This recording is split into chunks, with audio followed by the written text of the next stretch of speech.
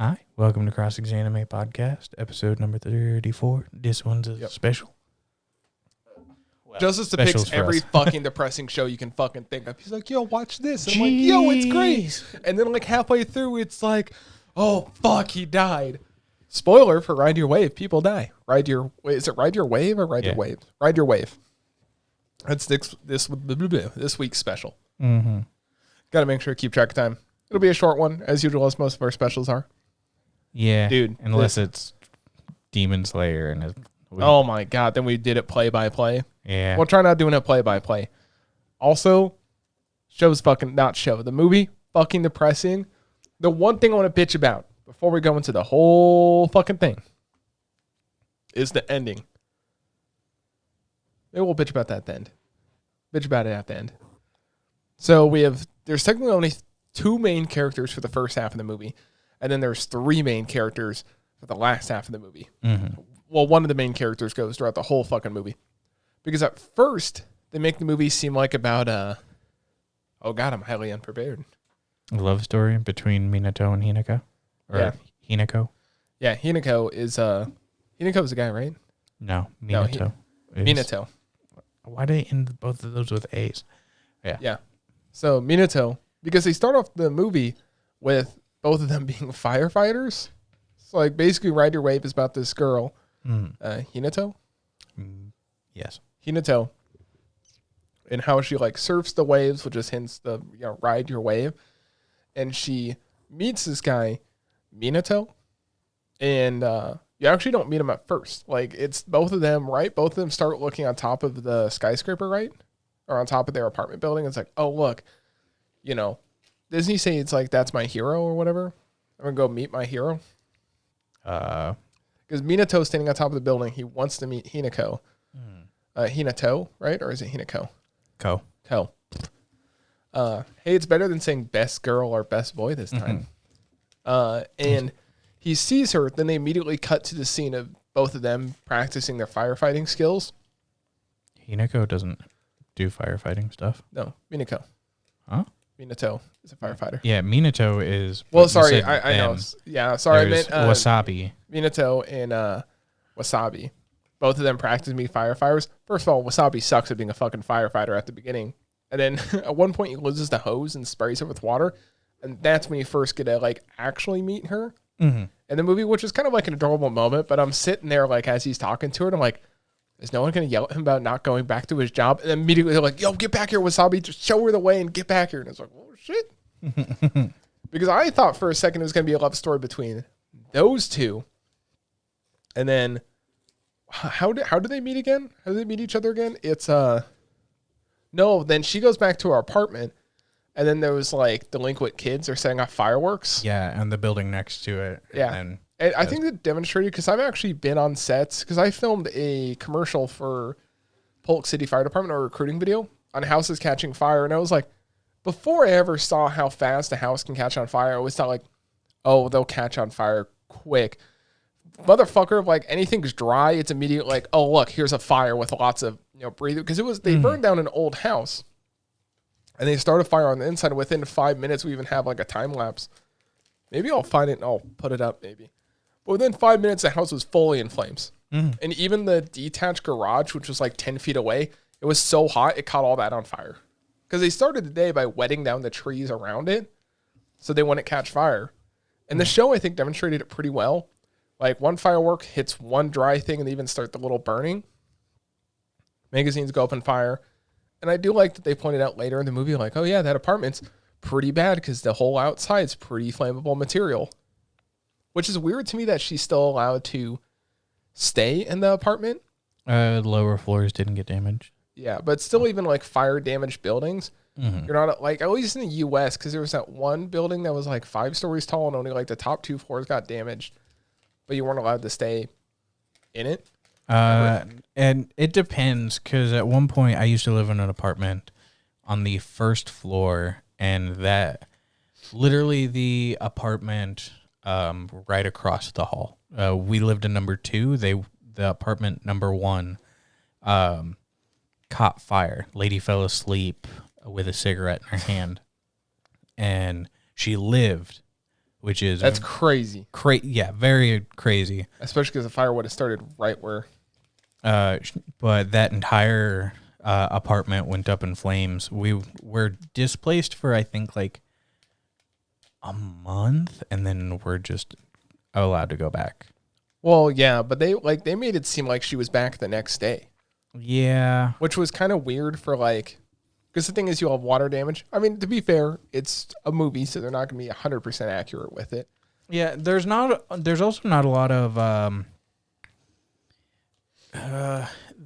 you can tell that time has passed, but you don't know how long. Yeah. It's a similar thing with like the relationship and even the passing stuff. Like you have kind of an idea, but like you don't specifically know how long time has passed. There's a lot of ambiguity with some stuff like that. Sorry, I'm just pulling up so I can get their names right every time. But the weird thing is like immediately after like the place where you realize that Hinako is falling in love with Minato. That's so fucking weird. Their like last bit of their name it's very similar. Like she runs rather than run down the staircase because there was the first dumb thing is she's like, oh, there's a fire. I got to get out. Then she said, no, wait, I got to get my surfboard. Wait, I got to get my phone. Wait, I got to get my purse. Like, motherfucker, just grab your surfboard and be fucking done with it. Which I don't understand what fire safety is. I did look up the requirements to be a firefighter in Japan versus firefighter in Iowa. I wasn't sure what region they were, so I just looked up an overarching one. In like America, it's not hating on the firefighters here. It's just, I think they're in Chiba. Oh, are they? Oh, probably. But like the firefighters to be here, there's a pretty easy, it's very easy to get in.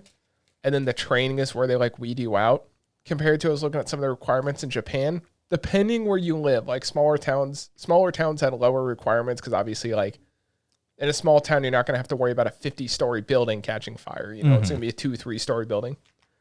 But there were some people that were born in the U.S. and they immigrated to Japan. And they said the process is once you get in, it's a lot rougher than it is for like, specifically this was a guy from like Nebraska. He's like, in Nebraska, you have like a couple weeks of training. And then like, if you're a volunteer firefighter, you go to your station for like a month. You're volunteering, and then you're there. You're on call. Compared to Japan, it's pretty much all paid firefighter work. There really isn't a volunteer program. That's pretty much your career path. That makes sense. Yeah, compared to here, you need a lot more firefighters. America's more spread out than Japan, which is more condensed and tall, or at least in the bigger cities. But this guy said when he went to Japan, he had to wait 10 years. Become a fire. It was because he was foreign and he had to have like a whole review and everything. Compared to here, let's say you're an immigrant, you want to be a firefighter. Sign up. Here's your class. That's it. So it seems like in Japan, there's a lot more work that goes into being a firefighter. The skills are very similar though. I mean, in that show, skipping ahead to the ending, they're like, oh look, they're on the like 20th floor and they just fucking sprint up there. I'm like, fuck that shit. Yeah. I've held firefighter gear. I've had it on for one of our film shoots. God, I was also out of shape too. But it was like, you guys have to run up shit. Well, yeah, nothing's changed since then. But dude, like having to run up, especially the oxygen tank when they put, I didn't look at Japan's gear versus America's gear. I imagine they're very similar as a developed country. But the weird thing to me when watching our firefighters versus, like I was looking at some of the gear, like in the animated show, which kind of matched up with some of like the real life stuff. Some of the face shield stuff is different. I guess it just varies on wherever you're at. I don't know, maybe American firefighters getting shot at more. To each their own. No, but I mean, it gets back to the main story. Rather than that tangent, it was pretty nice, like seeing how the relationship kind of started. He saved her and his board, and I like the little background stuff that you would get yelled at being a firefighter. Like, hey, don't take random shit on the fucking lift. Just save her. He's like, oh, so sorry. And then guy walks away. Yeah. Right after that, you can tell that she kind of likes him. And that's when things go from 0 to like yo, they're like madly in love in like 8 minutes. Not even that. It was like 4 minutes, right? Because Yeah. that was the whole. No. They first did. They went to the coffee shop. Mm-hmm. They had some coffee. She fucking also fuck this girl. She's broken so many fucking things inside this coffee shop. Like there's what is it? There's 1, 2. There's like 4 scenes where she breaks at least 3 cups. Like if you did that in a coffee shop here, but no, fuck you, you're done. Because all this takes place over the course of a couple months. I think their dating is.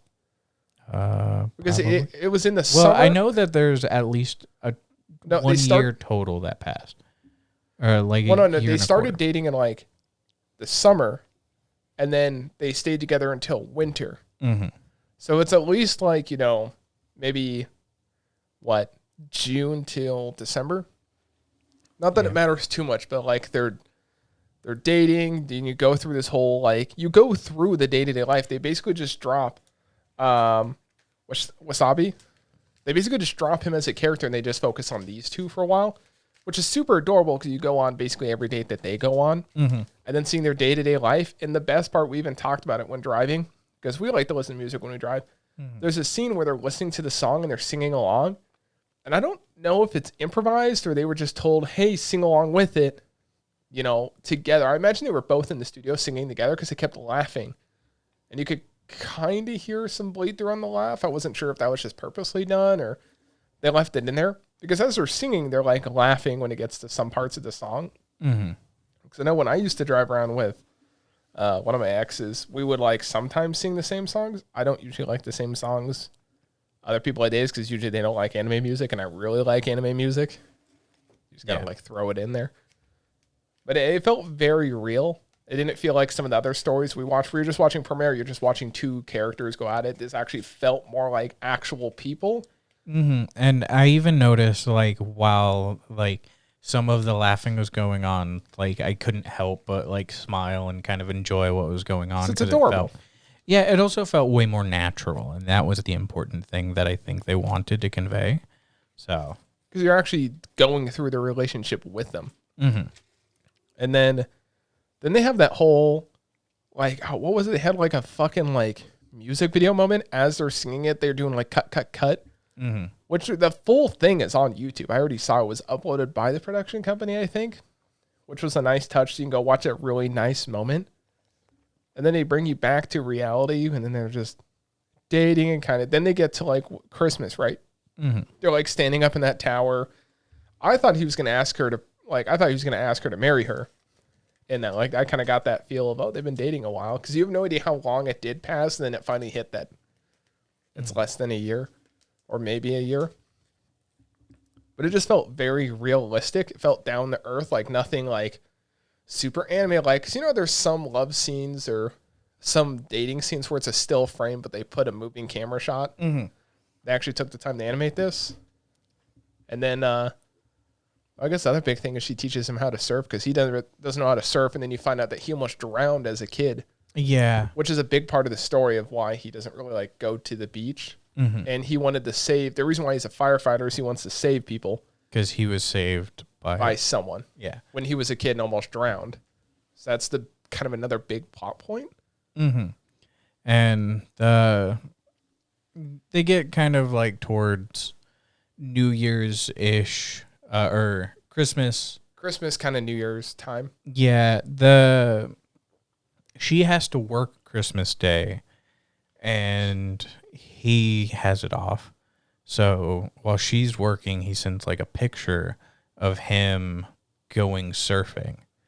And this is where like everything they definitely set changes. The mood, because when he's sitting on the beach, like when he's walking back onto the beach, it's nice and sunny. But when he's looking out into the ocean, it's sunny, but it starts to get dark. And we both thought it was just a random frame where these guys are on ski jets and they kind of, one flips over and you're like, whatever. And then the guy doesn't come up from the water. These are like random background characters. And of course, Minato, being him, goes and tries to save the dude. Yep. And he dies. Yep. I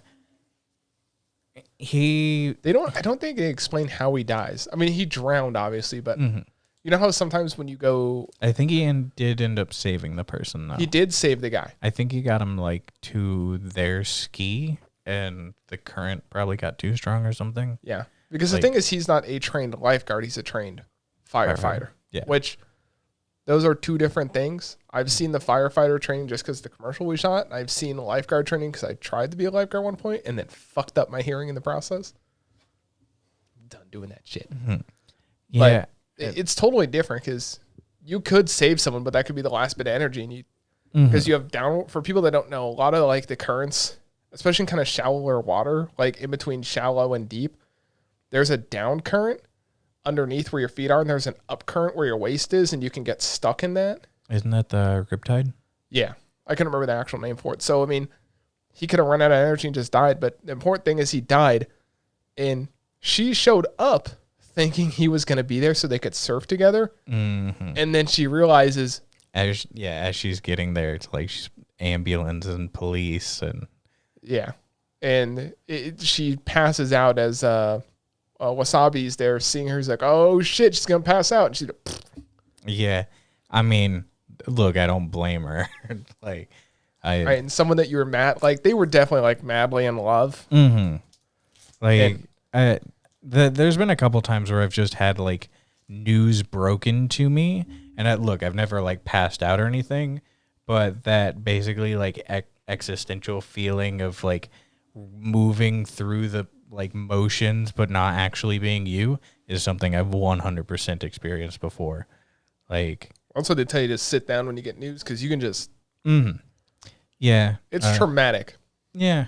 When my grandma Veronica's her kid. My great grandma Violet, when she passed, I was sitting in the parking lot about to walk into work, and I got a call, and it was like, okay, and then I like, walked in kind of like a numb person being like, hey, my grandma just died, I have to leave. And I think that's kind of like all I remember. Yeah. So, Well, that's the thing. It's like something in your life. That's why a lot of songs say like you don't realize what you got till it's gone. Big paradise. Sorry, I had to. No, but it's like we both have had pets that have died, and like you have that pet, especially for like me. Like I grew up with a cat for like 18 years, and then it just dies. It's not this. It depends your relationship with it, but it's like that thing is gone now, and you're just like, guess I'm just gonna sit here quietly for the next 5 hours thinking about that.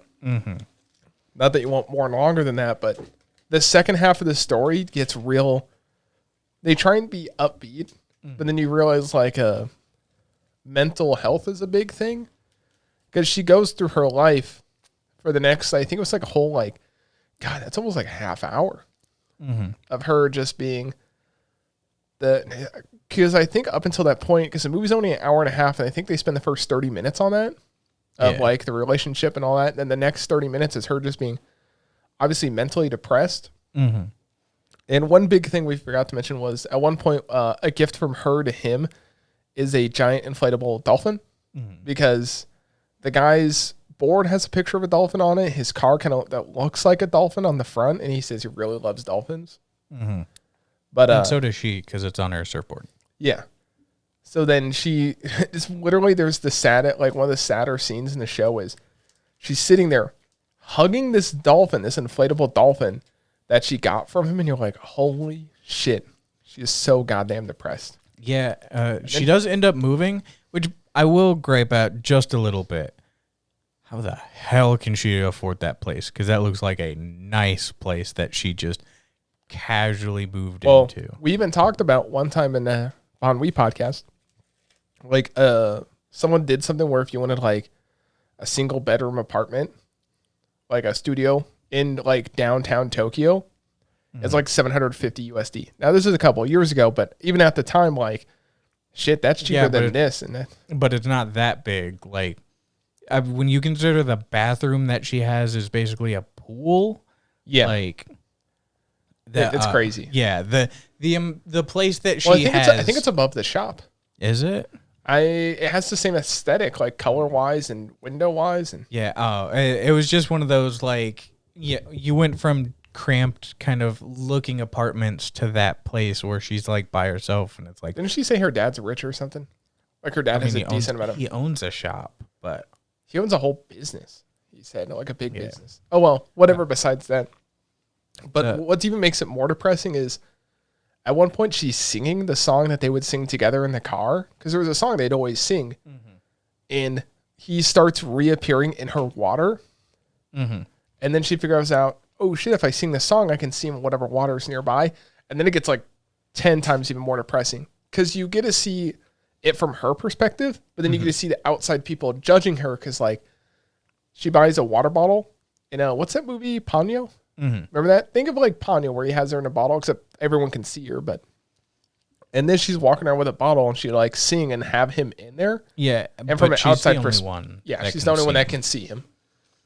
Which, because everyone would just write her off as crazy, especially in like Japan or something like that. That'd be very weird. Yeah, and I mean, there's even those conversations, because there's Yoko, which is a character we haven't mentioned yet. That's Minato's younger sister. And you only see Wasabi. her once in the first half, I think. Yeah, as those two, he introduces Hinako to her. Yeah, and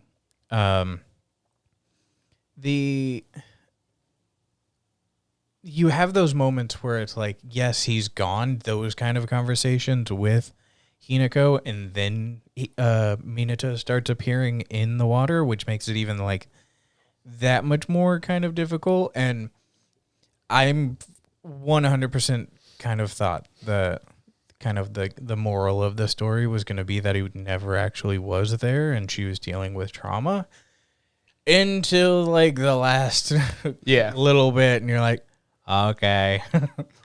like that. Basically, you go through, I think the next like 10 minutes, it's like 50 minutes to the hour mark.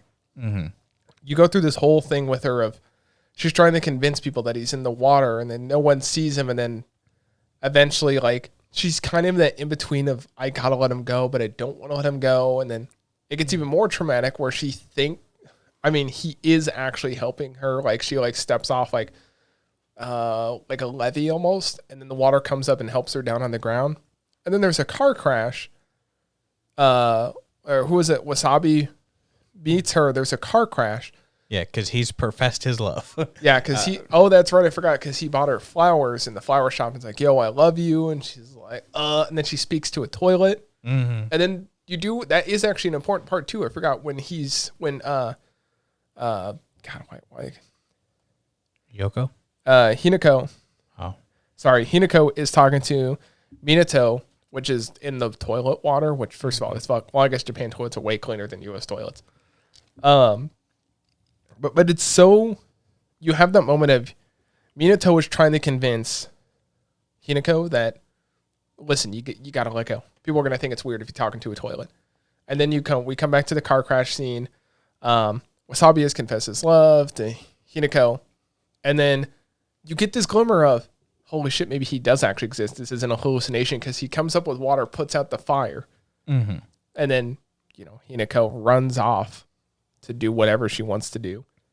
And the I don't know, it's such an emotional like roller coaster of, because I was crying when she's crying, because it's like it's normal, they meet each other, happy they're in a relationship, he dies, which is fucking sad, he comes back in a water bottle, you're happy, she hugs a fucking inflated dolphin with him inside, and then you get sad again. So now the next big thing that happens after that is they stop back at the coffee shop, and he's kind of talking to her, right? Yeah, just a little bit. And she also realizes that because he almost get kind of pulled away by the light during the car accident. Yeah, and she doesn't want to. I thought he did disappear during that. Like it very much made it seem like that. But I think I think what was keeping him there was her holding on to him, which is what prevents him. Because you see another soul, the guy that died in that small car, supposedly go to heaven. And a beam of light came down, his body went up. Yeah, and it's an inferno now. She doesn't really want to summon him too much, simply because like it could be the last time. And of course, there's like that fear. And that's when you kind of get into the new arc where she's kind of recovered a little bit. Mm-hmm, and she's trying to figure things out. One of the biggest things was like she finally goes and visits his shrine at his house. Yeah. And there's a pretty big revelation when Yoko takes her to Minato's room, and you hear more about the story where his life was saved because he was saved by a younger girl, and that's when she like realizes it's him. Yeah, because she sees the print on his suit, and she runs back home and is like, "Yo, mom, where's this book?" And she's like, "Look." And that's when it gets even. I started crying during that scene too, because you realize, holy shit. Maybe I don't know if he knew it was her. He just knew. I believe it's established that he that's was right, aware, he but said she wasn't. Yeah, he was aware that she saved him, but she wasn't aware because he said that's my hero. Mm-hmm. Which is weird because every time he said Boku no Hero, I was like, oh, Academia, which is also sad. But basically, you get to the climax of the show at the end, kind of skipping ahead a little bit because there's a lot of she does make an effort to get better, and she realizes that maybe being a lifeguard is her calling. She saved someone before. Which is cool because, like, she saved people and she found love. And then, you know, Minato saved people. And that's because you realize she was like, oh, everyone that showed us my brother's funeral was grateful that he helped them. And maybe that can be her new life passion. And then that's like even an adorable scene to, like, you know, make it happy again was when, Yoko, which always is mean to everybody, kind of brings coffee for Wasabi because she knows his running pattern. Like, he always patrols the beach on the hopes that he can save someone. And they have that little heart-to-heart where Wasabi isn't sure if he can live up to Minato. And then Yoko says, no, you can live up to him because, you know, you don't have to be them. You can be you. Remember you said that when you came over for dinner? And then as she's walking away, she's like, I love you. And he's like, what? Also, I have that moment where I was like, hey, how old is he again? Because I think he should be like a college student. She's in high school. No, she's graduated high school when she said that. Oh, at the very beginning of the movie, it was established that she was dropped out of high school and just had recently started going back. So, but she went back and she's graduated now. I hope so. Listen, it's a love story. Who gives a fuck? Well, he didn't go to college. He could have gone straight to firefighter school after that. Yes, but he's still in training though. Remember? Yeah. So he might be only 2 years older. Let's just imagine he's only 2 years older. Okay, it's a love story. Leave me the fuck alone. But that was such an adorable moment. She's like, "Bring it back to the shop." Oh, and I love you. I love you, dummy. And then fucking goes away. Fucking Sudeta bitch. But nothing's more adorable than a chick who doesn't want to say I love you, yelling "Baka" and running away. But the climax of the show, skipping ahead a little bit, Yoko overhears, dude, we'll talk about the animation at the end. I guess we should have started with that. But the way there's like a crowd of people that started the fire that caught Hinako's building on fire. So we're starting with the fire and ending with the fire. Mm-hmm. And then Yoko overhears it down the, what's it called? The dumbwaiter. The dumbwaiter. And she hears them talking and she's like, oh shit, I got to stop these people. Because obviously she's kind of taking after her brother. Like after her brother died, you know, people will drastically change after a family member will die. Especially like someone that's your brother or sister. And so Yoko convinces Hinako to go follow them at least. And Hinako the whole time is like, let's just call the police. Let's just call the police. She's like, no. We need proof. We need proof. Which kind of makes sense in Japan. In the U.S., all you got to do is like, yo, they're suspicious. And the police would be like, okay, we got guns. But that's when you get to this climax of the show. They definitely said that. They're like, oh, where that big abandoned tree is. It's like, first of all, who the fuck would leave that fire hazard there? Yeah. Because even when they're walking, it's like, whoa, that tree looks like it's dead and it's dried up. It's like, okay, We already know what's going to happen. It's one of those where it's like, oh, you mean that place that used to have the world's largest Christmas tree? And you're like, what? Well, for a second, I thought they were talking about the electronic building with the electronic tree. Then they go in. I'm like, okay, I can see what's going to happen. Fireworks, dry tree. Be safe this 4th of July. And they finally catch him in the act. They shoot off a firework, and there's this fucking dumbass with like 3 mortars dropping them in. And like Junkrat from Overwatch, it bounces off a wall and sets the tree on fire. Mm-hmm. And that's where it gets interesting of like, oh shit, we need to get the fuck out of here. This shit's on fire. And the fire department calls. And the one thing, I don't know if you caught it, I didn't realize that Wasabi has been practicing the maps. Because at one point in the movie, Minato points out, like, look at this one dude in the fire station. The chief. The chief, like, yeah. Or I don't think it was the chief. It was the one of the guys. He was higher up, like maybe a lieutenant in the fire station.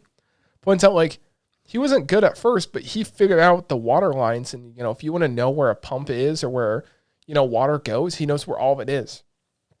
And you can tell Wasabi's been practicing. He's like, hey, we need to park here because there's a hose right here that we can hook up to, then put out the fire.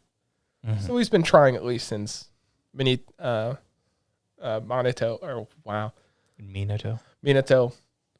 died.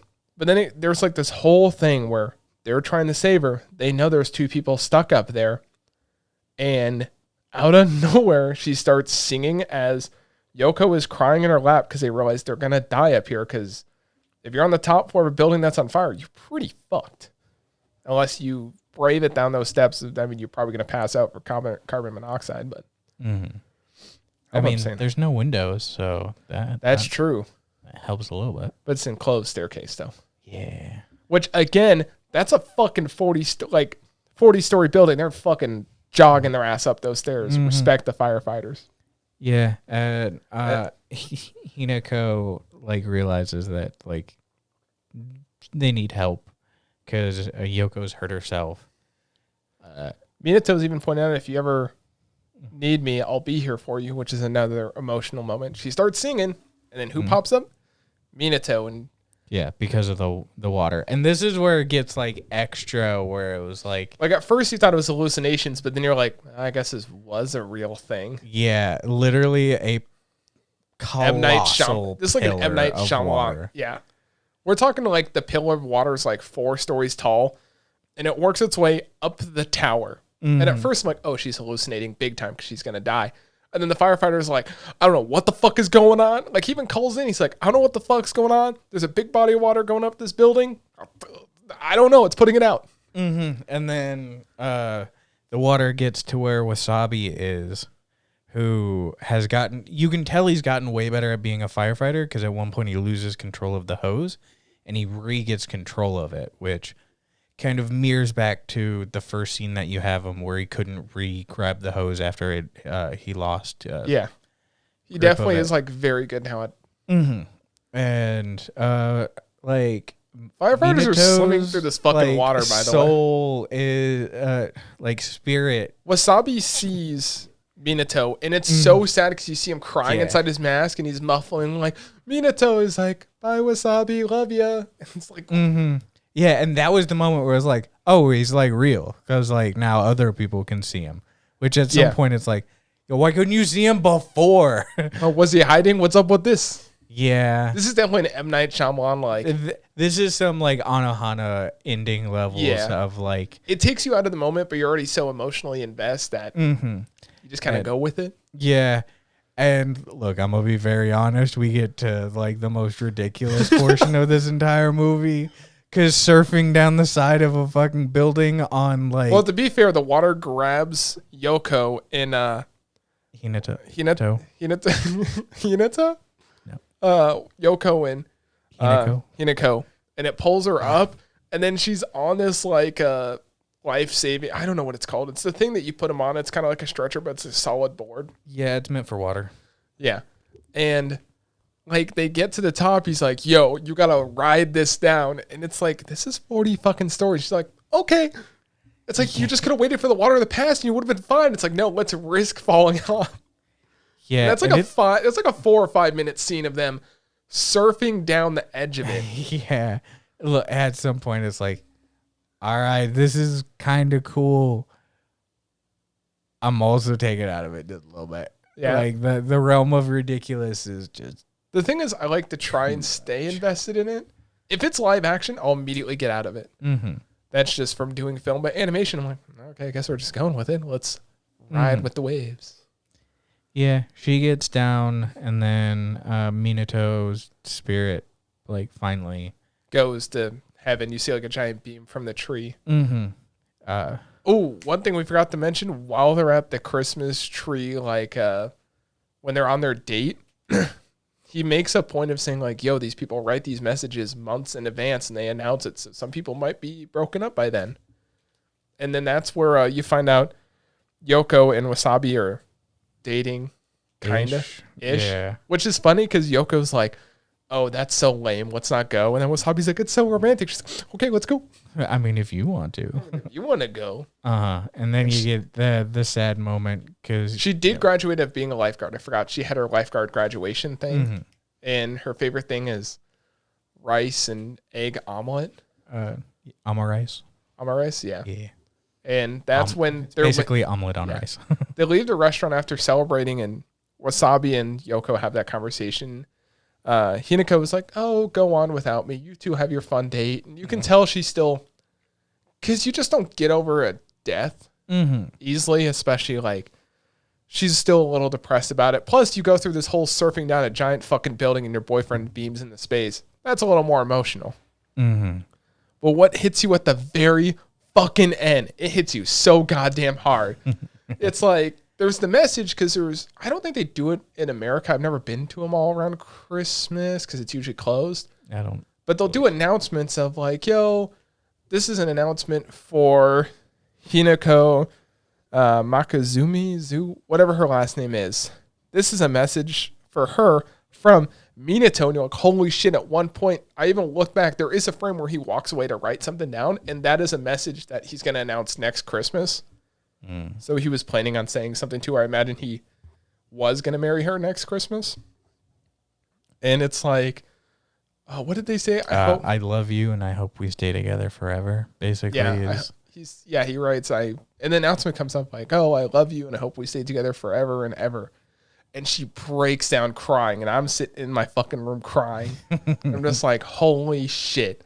Way to fucking put my spirits up, end it in a good mood, and just fucking destroy me at the end. Yeah, and look, they even have this kind of awkward-esque scene immediately after where she's kind of like, you can see her moving on and well, I guess like before she tried to sing into the water, then an announcement came out. She cried, and you said then she's trying to move on being a lifeguard. Yeah, but I don't know. It felt kind of like the last scene felt tacked on. Yeah. Because it was like, oh, the ending's a little too sad kind of thing.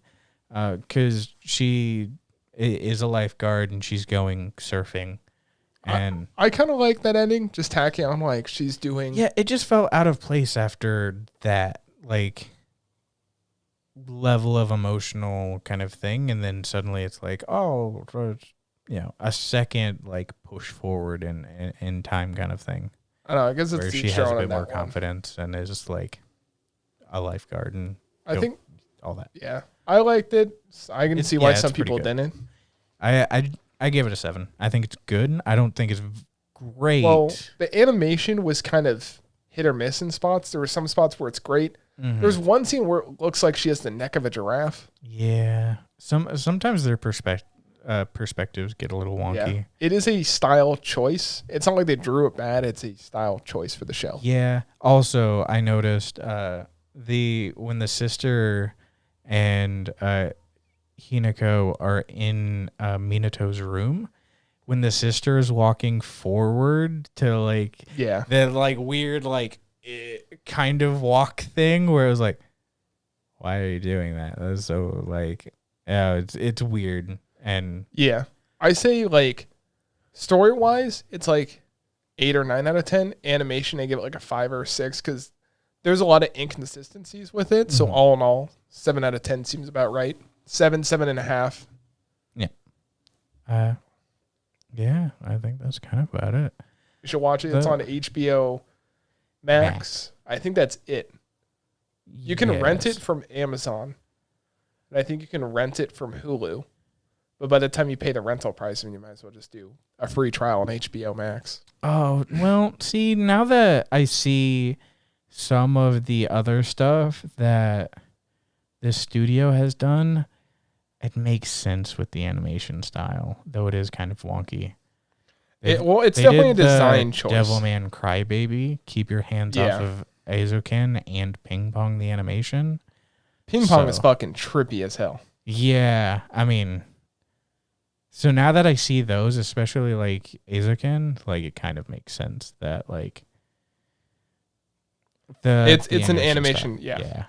Other than that, so 7.5. I had to give it out of 10. You gave it a 7 out of 10. Yeah, I think 7. It's good. You should definitely watch it, but hold it higher to other. It's no Demon Slayer.